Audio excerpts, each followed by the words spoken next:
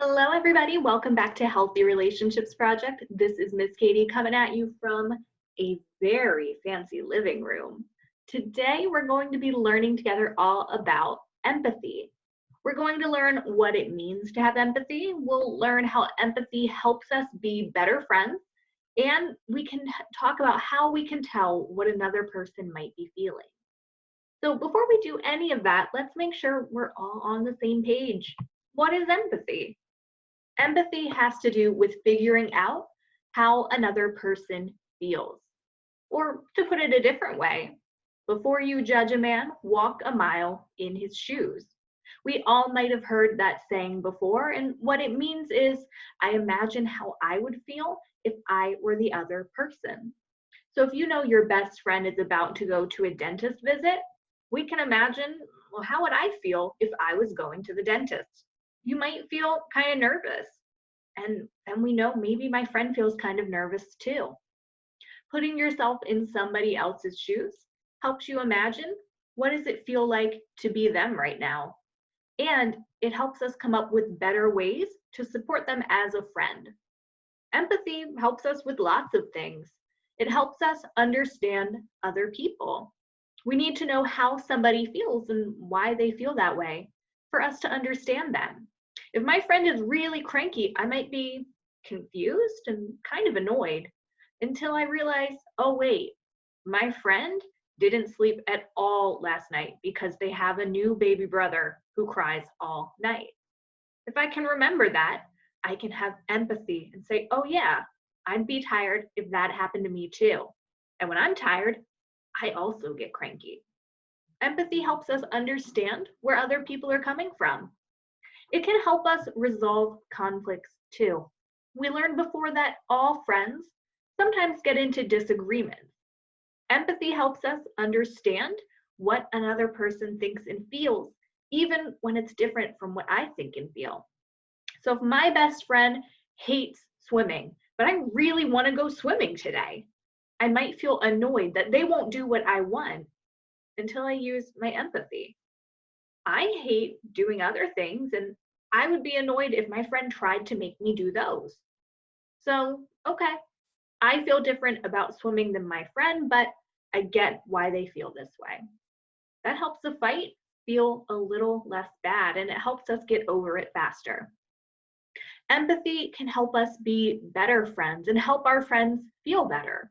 If I know that my friend is having a really tough day, I can use my empathy and imagine if I were feeling that way, what would make me feel better? Would I feel better having someone to talk to? Well, maybe I could go talk to my friend. Would I feel better with a funny YouTube video to distract me? Well, let me find that best video to send my friend. Empathy helps us figure out how we can support our friends and help them feel better. And sometimes empathy helps us feel less alone. If you sit down in a big pile of paint and the back of your pants is all green, it's easy to be so embarrassed and feel like nobody on earth has ever been as embarrassed as I am right now. But if we can stop and remember, hey, other people have felt embarrassed before too. It makes us feel less alone. And the next time I see someone with green paint on their pants, my empathy helps me imagine, I remember what that felt like. How could I help them feel better now? So empathy helps us be a better friend in lots of different ways. But how do we figure out what somebody is feeling? We can tell how somebody feels by the expression on their face. We can tell how they feel by their body. We can tell how somebody feels by the way that they move, or we could tell how they feel by the words they say and how they say it. That's a lot of different clues. In other words, we can tell how somebody feels by using body language. Body language is the way that our faces and bodies communicate, even if we're not using any words. The way I move my face around, the way I move my body, all of that gives you clues about how I might be feeling. And we can use those clues to check in on our friends and help them feel better. So let's practice recognizing some body language I'm going to act out different feelings, and it's going to be your job to guess, how does Miss Katie feel?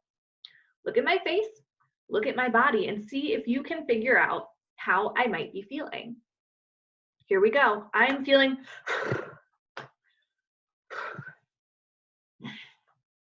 how do you think I'm feeling? If you looked at my eyes going, my breath drawn in really sharp, my hands going up, me looking in the sky, me crossing my arms, all of that might give you clues that I felt frustrated. I looked like this frustrated cat, right? My hands in the air. Sometimes people make noises and faces and body gestures like that to show that they're frustrated. But frustrated can look different ways too. Maybe I cross my arms and roll my eyes. Maybe I put my head in my hands and just shake it like that. Whatever frustrated looks like for you, your face and body gives people clues. And we can practice looking at other people's face and body to figure out how might they be feeling today. What about this one? What if I look like this?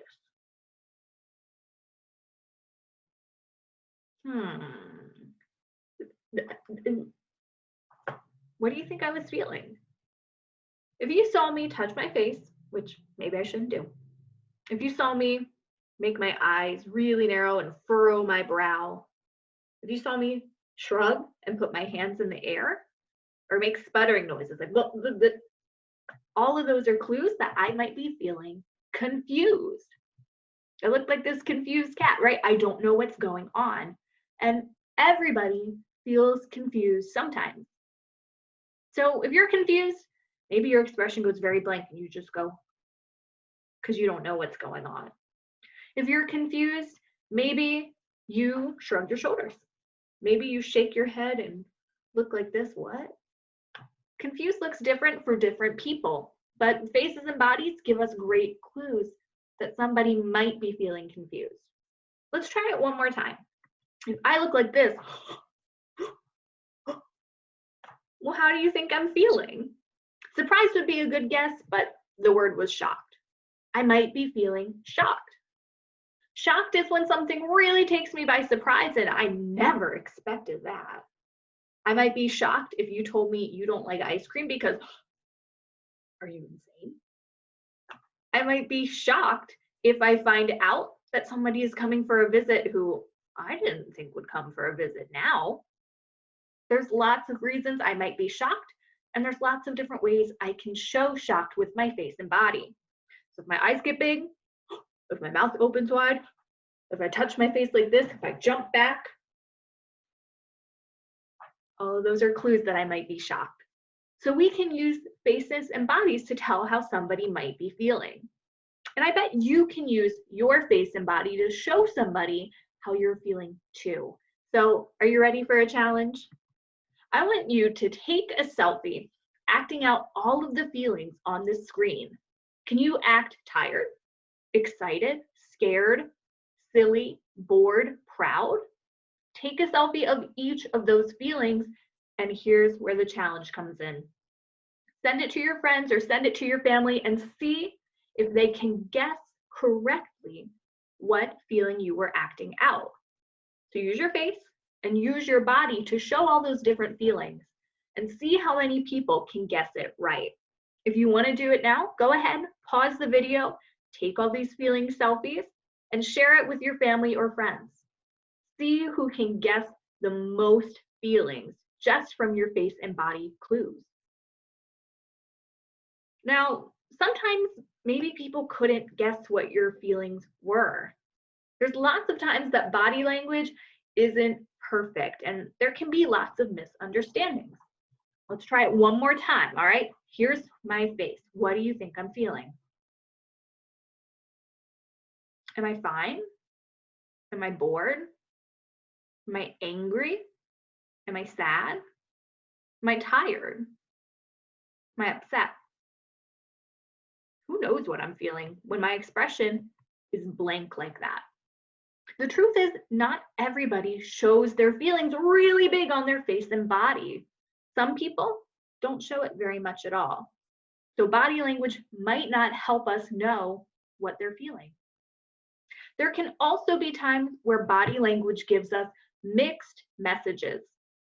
Mixed messages mean the way someone's face and body look, or the words they're saying, or the way they say them, don't all match up exactly right. We all give mixed messages all the time. If you laugh when you're nervous, that might be a mixed message. Or when we're uncomfortable and we giggle, that can be a mixed message too. Something like crossed arms can mean a million different things. Am I mad? Am I cold? Am I shy?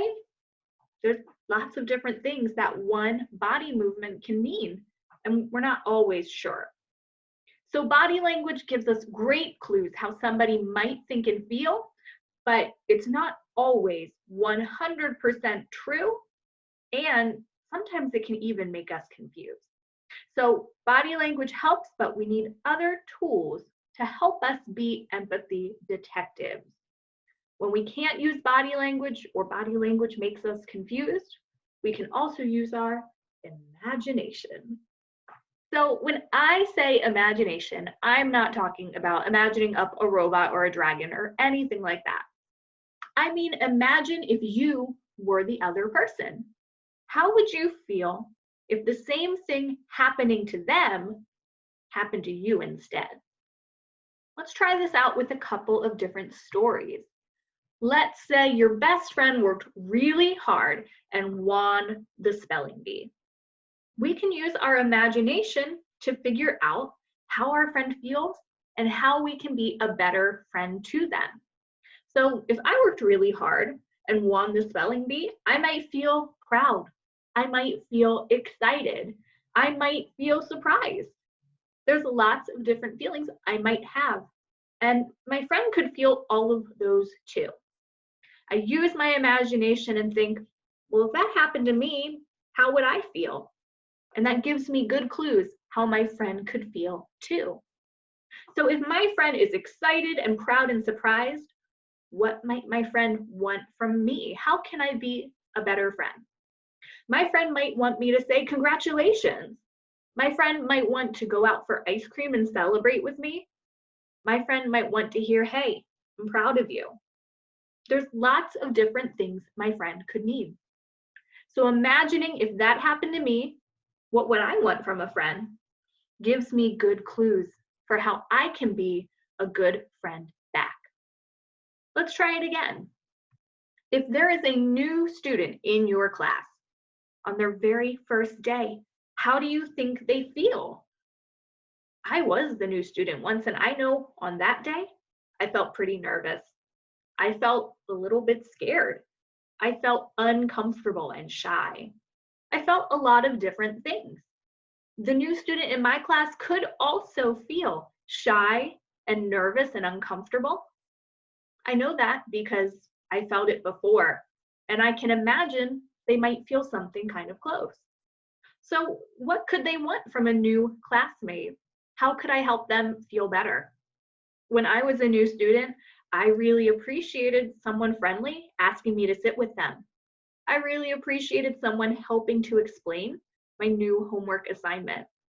And I could do that for the new student because I imagine the same things could help them too. Sometimes we imagine it because it never happened to us, and sometimes it did happen to us, and we can use our memories to figure out how does this person feel now. But we can always use our imagination to try to guess how somebody feels when something happens and how we can help them feel better. Let's try it one more time. Let's say your little brother gets picked on every day. How do you think he feels? Your little brother might feel scared or hurt or angry at the people who are hurting him, because I might feel scared and hurt and angry if somebody picked on me. So what might my brother want from his older sibling? My brother might want for me to walk with him so he's not alone. He might want me to stand up to those bullies and let them know, leave him alone. He might just want someone to talk to about his feelings.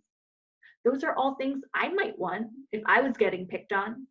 So I can use my imagination to figure out, how does my brother feel and what could I do to help him feel a little better? We can always use our imagination to help with empathy.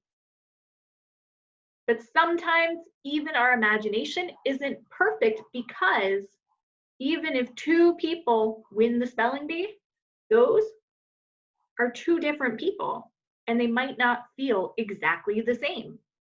When I got picked on, it might be different than how my brother feels when he gets picked on, because we're two different people and we might feel different things. A lot of times we may have heard something called the golden rule. And the golden rule says, treat others the way you want to be treated. That's awesome when it comes to certain things, like don't push people. Nobody likes to be pushed. Or don't call people names, because nobody likes being called names. But sometimes the golden rule isn't totally perfect, because the way I want to be treated isn't the same as the way you want to be treated. Let's imagine that we are both having really bad days. On bad days, I feel better if somebody gives me a hug, but you might hate hugs and not want me to touch you. If that's the case, I can't treat you the way I would want to be treated. If I give you a big old bear hug, I'm going to make you feel worse. The way I want to be treated isn't the same as how you want to be treated. It could be the same with my little brother. If I was being picked on, I would want someone to stand up to those bullies and say, knock it off. But my little brother might feel so embarrassed if I came and did that for him. The way I want to be treated might not be the same as how he wants to be treated. So I like something called the platinum rule a little bit better, because instead of treating people the way I want to be treated, I treat them the way they want to be treated. How do I figure out how other people want me to treat them? There's only one way, and that is ask them. We can always ask somebody how they feel so we can know for sure, and we can ask them how we can help them feel better. The only way to know for sure is asking. Body language gives us clues that it's time to ask. And imagining can give us clues of what to ask. But the only way to know for sure how someone feels and how to help them is to ask them directly. And there's lots of different ways that we can ask. If my friend looks upset, I can go up to them and say, hey, you look upset. What's going on? That gives my friend the chance to tell me how they feel, what's happening, and what they need from me. But remember, not everybody's body language is really big. So even if my friend doesn't look upset, it's still okay to ask them, how are things going for you today? No matter how they look, that gives them a chance to tell me how they feel and what they might need from me. We can always ask. Or if I would be upset if that thing happened to you. Like I saw someone get pushed down, I'd be pretty upset. So I can go to my friend and ask them, that would upset me. How are you feeling? But maybe I watch something that wouldn't upset me. That joke wouldn't make me mad. But you know what? You and me are different people. I could feel fine and you could be upset. And that's okay. We're allowed to feel different ways. So even if I wouldn't be upset if that happened to me, I can still always check in with friends. How are you feeling about what happened? I can always ask so friends can tell me themselves what they feel, what happened, and what they need from me. Asking is the only way to know for sure how to help. Thanks so much for learning with me today, everybody. So today we learned empathy helps us understand how somebody else feels. And understanding feelings can help us be a better friend to them. Body language and imagination can help us have empathy, but the only way to know for sure how someone else feels and how we can help them is asking. Body language gives us clues that it's time to ask. And imagination can give us clues of what questions to ask. But we can always ask our friends how they feel and what they need to make sure we can help them feel better. Next time that I see you, we are going to be learning about our boundaries.